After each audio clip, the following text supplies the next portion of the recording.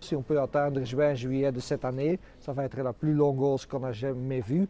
Et on peut quand même dire qu'on vient un petit peu à la fin de cycle.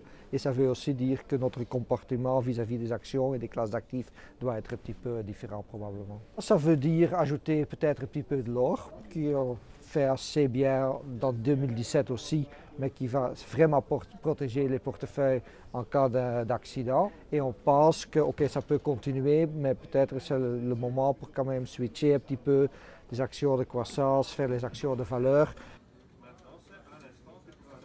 Bitcoin pour nous c'est plutôt spéculation, mais c'est aussi une nouvelle génération qui indique qu'ils ont une confiance totale dans tout ce qui est technologie.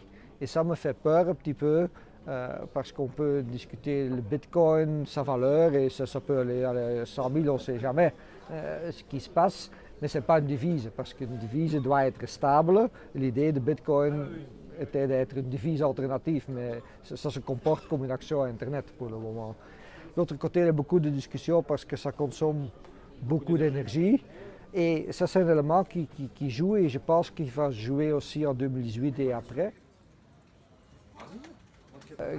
Où tout le monde fait le raisonnement, j'ai raté le rallye dans le Bitcoin, alors je vais essayer d'acheter quelque chose pareil, mais je vais de nouveau essayer d'acheter le Bitcoin à eux qui va après à 10 000.